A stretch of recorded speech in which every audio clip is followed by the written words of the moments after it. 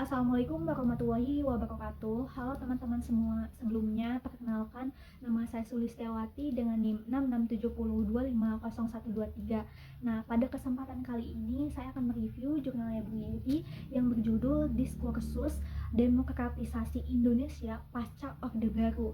Nah, dalam review saya kali ini, saya akan menjelaskan gimana proses demokratisasi itu berlangsung setelah tumbangnya rezim Orde Baru. Terus juga saya akan menjelaskan tantangan yang muncul serta bagaimana dinamika demokrasi itu terus berkembang di Indonesia. Nah, untuk kita memahami proses demokratisasi ini, kita juga perlu ngelihat dulu nih gimana kondisi politik pada masa Orde Baru itu.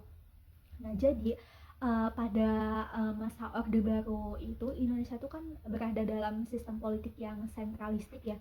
Nah, sentralistik di sini tuh kayak kekuasaan tuh terpusat pada eksekutif, kebebasan dan berpendapat tuh jadi dibatasi dan juga peran masyarakat sipil ini sangat minim. Nah, warisan inilah yang menjadi hambatan awal ketika era reformasi itu dimulai. Nah, setelah Orde Baru ini berakhir tepatnya pada tahun 98, Indonesia ini memasuki fase baru yang membawa banyak perubahan signifikan. Nah, era reformasi ini membuka pintu bagi perubahan besar. Nah, Indonesia ini mulai melakukan rekonstruksi politik dengan memperbaiki institusi, memperluas ruang kebebasan, dan juga mendorong partisipasi publik dalam proses politik. Nah, apa aja sih perubahan-perubahan itu? Nah, perubahannya itu ada amandemen Undang-Undang 1945, Undang-Undang Dasar 1945 yang dilakukan 4 kali, terus juga lahirnya lembaga-lembaga baru seperti MK, KPK, dan juga Komnas HAM. Terus juga ada pemilu yang lebih menjadi terbuka, langsung, dan juga kompetitif. Namun dibalik itu semua, demokratisasi ini nggak cuma soal reformasi institusi doang, tapi juga perubahan budaya politik yang menjadi bagian penting. Nah, dalam jurnal ini dijelaskan bahwa demokratisasi di Indonesia itu nggak cuma terjadi secara struktural doang, tapi juga melalui diskursus, yaitu bagaimana sih masyarakat ini memperdebatkan, memahami, dan juga membentuk makna dari demokrasi itu. Meskipun demikian, proses demokratisasi ini menghadapi berbagai tantangan juga, menghadapi berbagai hambatan juga. Nah, demokratisasi pasca Orde Baru itu uh, apa ya setelah dua dekade reformasi, Indonesia ini masih menghadapi sejumlah tantangan dalam mematangkan demokrasi. Nah, tantangan-tantangan ini muncul entah itu dari faktor internal ataupun eksternal seperti itu. Apa sih tantangan-tantangannya? Yang pertama, ada oligarki politik yang mempertahankan kekuasaannya melalui jaringan ekonomi dan juga politik. Lalu yang kedua, ada korupsi yang menghambat kualitas dari demokrasi itu sendiri. Yang ketiga, ada politik identitas yang sering dimanfaatkan untuk kepentingan elektoral. Yang kelima, ada ketimpangan informasi. Ini tuh kayak termasuk hoax, polarisasi di media sosial. Namun dibalik itu semua ada dampak atau perkembangan positif yang menunjukkan demokrasi kita ini ya tetap bergerak maju gitu. Nah, kemajuan demokrasi ini bisa dilihat dari meningkatnya partisipasi masyarakat dalam pemilu.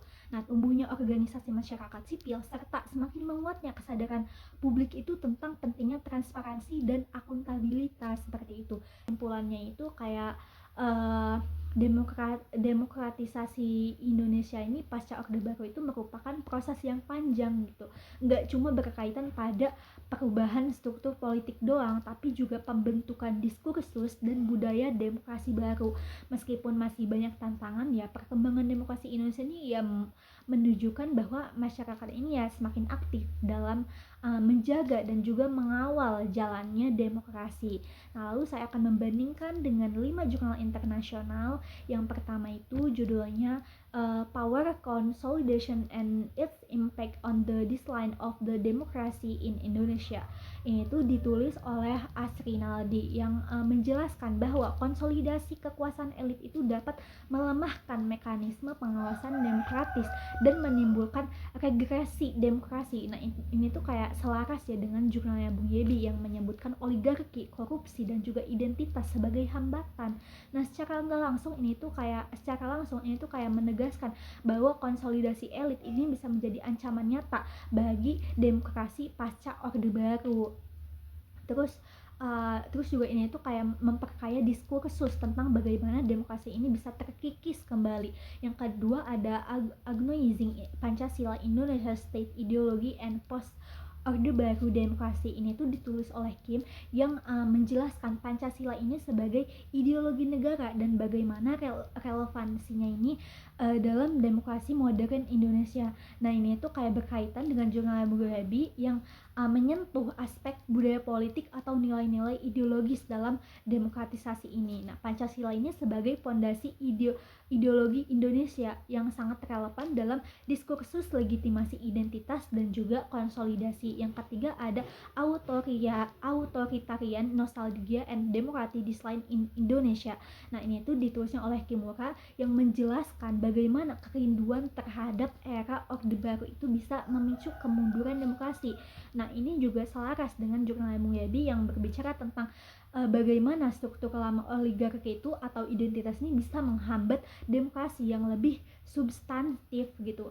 Nah, nostalgia ini bisa menjadi bagian dari diskursus budaya politik yang memperlambat konsolidasi demokrasi. Nah, terus yang keempat ada elite conclusion in Indonesia, how it has both enabled and undermined demokrasi. Ini tuh ditulis oleh Mitzar dengan menjelaskan kolusi elit yang sangat selaras dengan kritik yang ditulis oleh Bung Yebit terhadap oligarki politik. Nah, analisa ini bisa menjadi bukti bahwa oligarki ini bukan cuma penghalang demokrasi prosedural doang, tapi juga menjadi bagian dari struktur kekuasaan yang terus bertahan. Yang terakhir ada corruption and disintegration in Indonesia since Soeharto. Ini tuh ditulis oleh King dan juga Agustino yang membahas tentang warisan korupsi dari Orde Baru itu dan upaya KPK pasca reformasi. Nah ini tuh berkaitan dengan jurnalnya Bung Yebi yang menyebutkan juga korupsi ini sebagai tantangan besar bagi demokrasi pasca Orde Baru. Nah ini tuh kayak memperlihatkan bukti empiris dan juga historisnya. Mungkin itu saja yang dapat saya sampaikan, kurang lebihnya mohon maaf. Terima kasih. Wassalamualaikum warahmatullahi wabarakatuh.